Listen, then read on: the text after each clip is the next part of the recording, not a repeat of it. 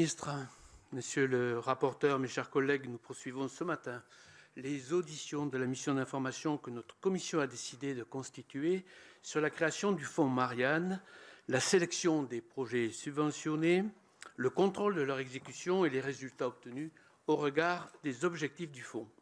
Cette mission d'information a obtenu du Sénat de bénéficier des prérogatives des commissions d'enquête.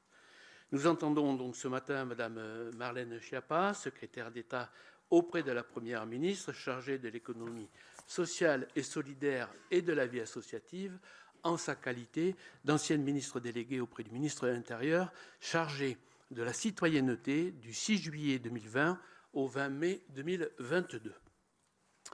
Comme vous le savez, Madame la ministre, nous avons entendu ces dernières semaines de nombreux acteurs administratifs et associatifs, ainsi que votre ancien directeur de cabinet, afin de comprendre la manière dont le fonds Marianne a été créé, la procédure ayant conduit à la sélection des projets, les conditions de suivi de leur mise en œuvre, ainsi que les résultats obtenus. Au regard des responsabilités qui étaient les vôtres au moment de la création et du lancement du fonds Marianne, votre audition est particulièrement attendue pour éclaircir l'ensemble de ces points.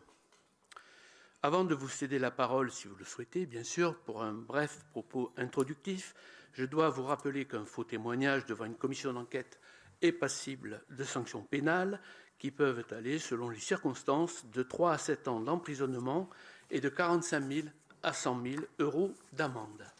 Je vous invite à prêter serment de dire toute la vérité, rien que la vérité. Levez la main droite et dites « je le jure ».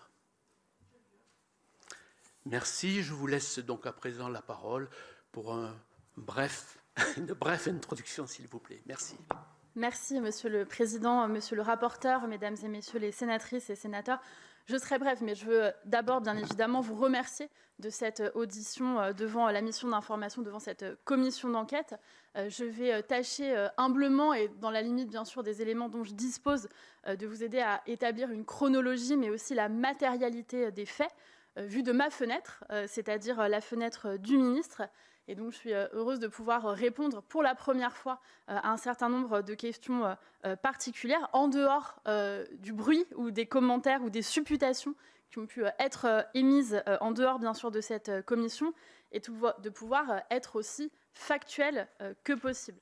Donc, je vais tâcher de vous aider en cela. Je n'aurai sans doute pas réponse à tout, je ne suis pas omnisciente sur ce sujet, ni sur les autres d'ailleurs, mais les enseignements et la matérialité de certains faits, eu égard au travail du rapport de l'IGA, nous aideront, j'imagine, en cela.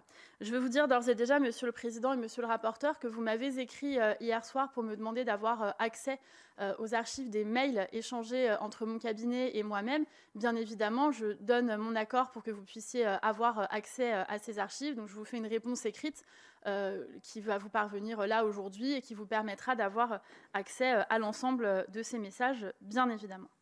Je veux très brièvement rappeler le rôle de chacun de manière habituelle dans un fonctionnement ministériel.